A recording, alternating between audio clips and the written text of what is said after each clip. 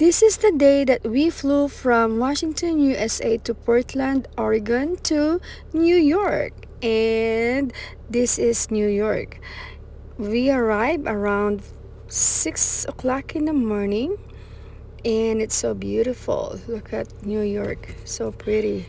There's a lot of big buildings. Ang dami-daming mga buildings. Ang ganda. Ayan, at ang New York. New York is a beautiful city, Apple City. Napakaganda po ng New York at ito nga dahil madaling araw, gabi kami umalis ng mga alas 10 ng gabi or 11 ng gabi. Nakarating kami ng New York ng mga 6 in the morning. At dahil ang haba ng biyahe from Washington, USA to New York, like 7 to 8 hours I think ang biyahe. Napakalayo ng New York sa amin. Ganun pala kalaki ang Amerika. At ito nga yung New York, ang gaganda ng mga buildings at ang daming mga buildings talaga.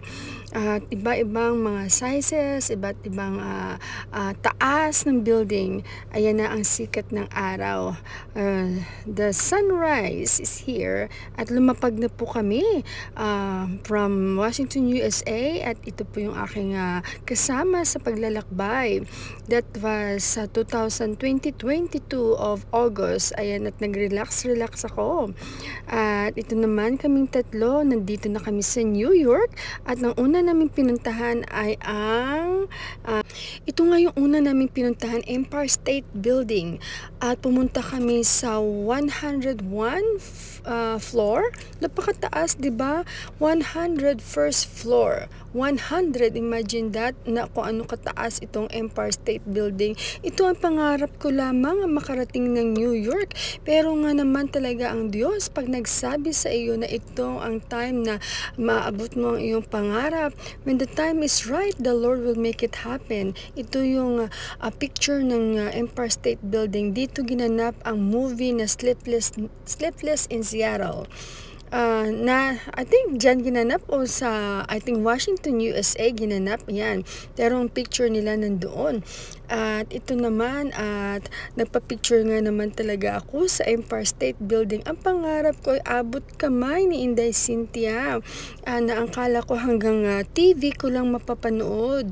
At noong bata pa ako talagang sabi ko isang araw makakarating ako ng New York. Thank God at nakarating ako ng New York. Ito po ang New York City. Halaga naman kasama ko ang aking mahal na asawa at ang aking anak, syempre. At ito nga, nagpa-picture na napakadami pong magagandang pwedeng mag-picture ka sa New York dahil napakagandang building itong Empire State Building. At ayan nga, tingnan mo, 'di ba ang ganda? Ayan, nasa ano kami, taas, nasa 101st floor. At ito nga Empire State Building noong 2022. At salamat naman at kami ay safe at nalulula ako dahil ang taas namin nasa 101 floor kami, 101st floor. At ayan nga ang itong tanawin ng New York, 'di ba? Ang ganda ng mga building nila. At enjoy talaga kami ng aking anak at ng aking asawa dahil imagine that, sino ang makakagawa nito? Pero ang mga engineer, 'di ba, ang nakakagawa ng mga buildings at yung aking anak. Salamat sa panunood. Thank you for watching. God bless.